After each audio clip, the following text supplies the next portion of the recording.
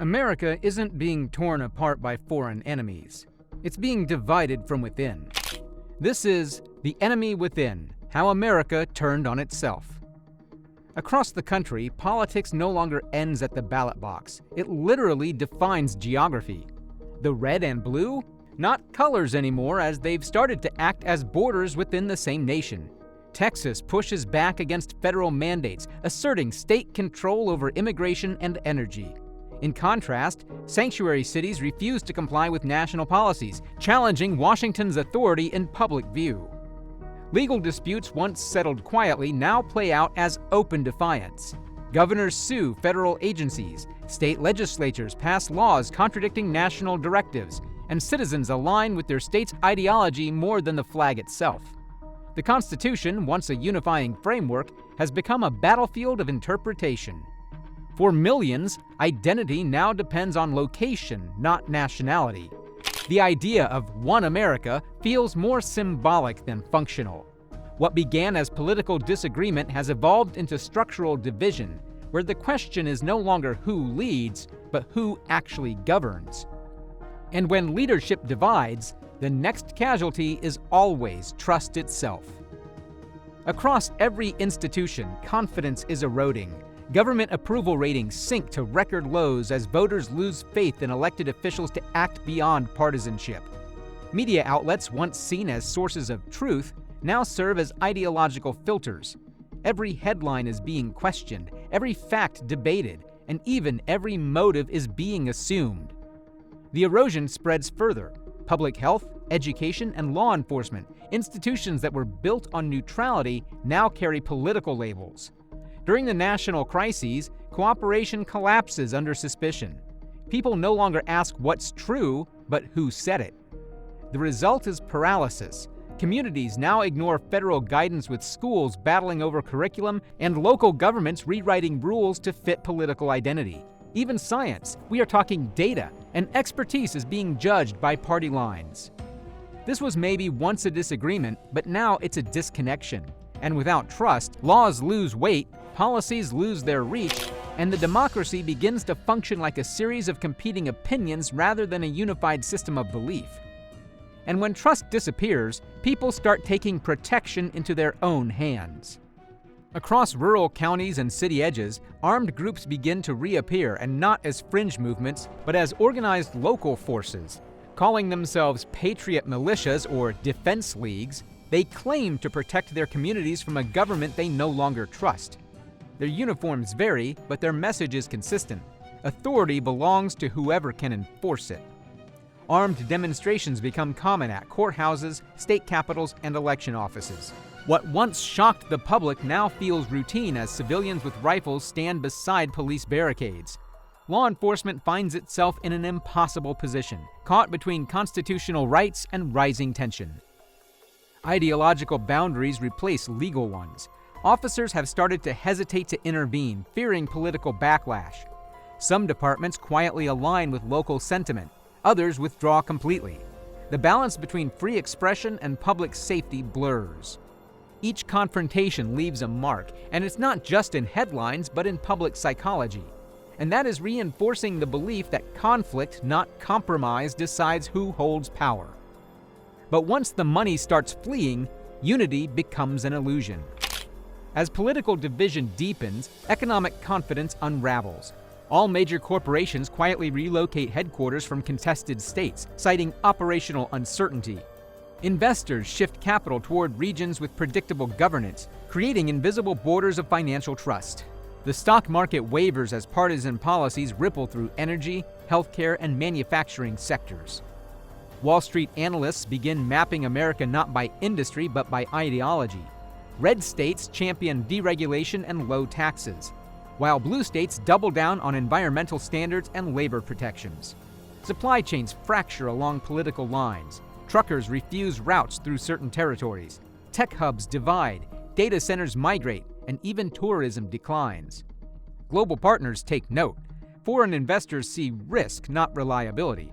Sure, the dollar holds, for now, but whispers of safe zones dominate business headlines. The economic glue that once bound the nation just continues to dissolve, one policy at a time. Even though America's markets still function, the foundation beneath them is quietly splitting apart. And soon, the world begins watching America with disbelief.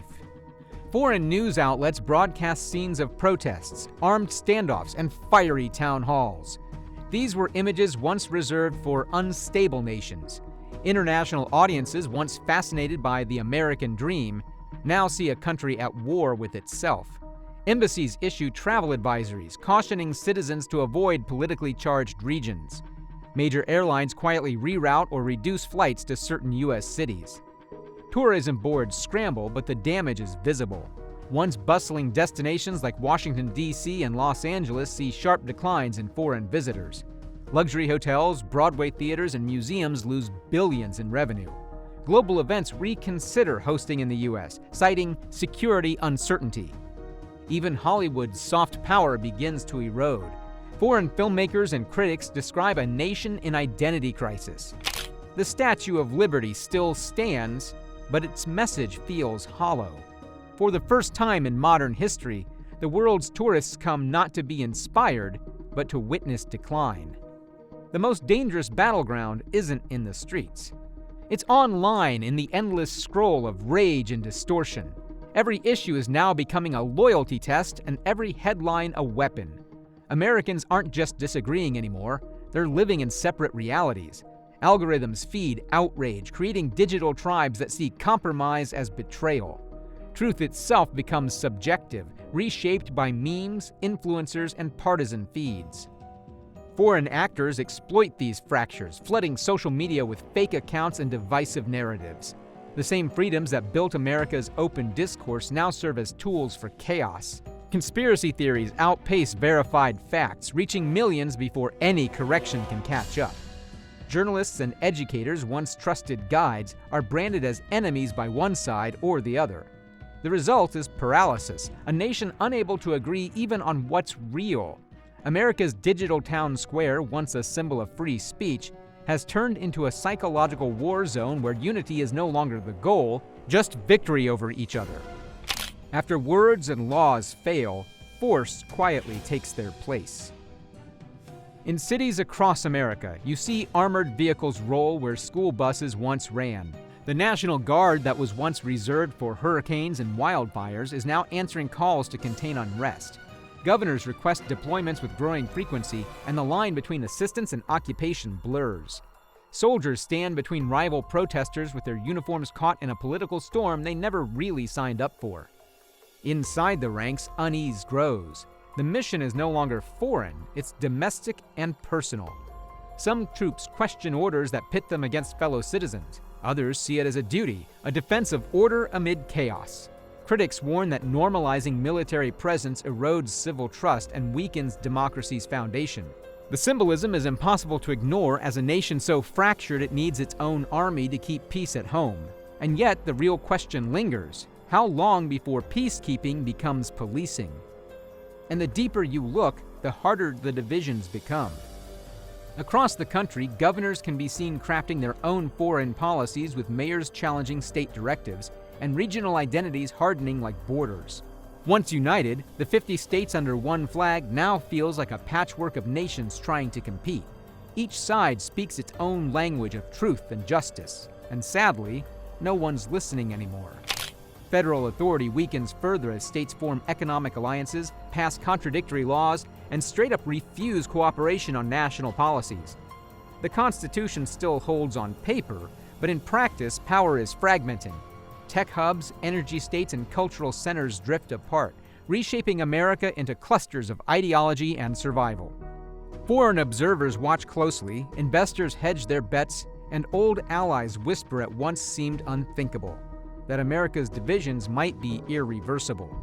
The map hasn't changed, but the meaning behind its borders has.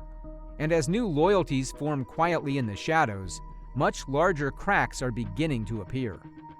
If the real battle is happening within, how long can America hold together? Let us know what you think in the comments.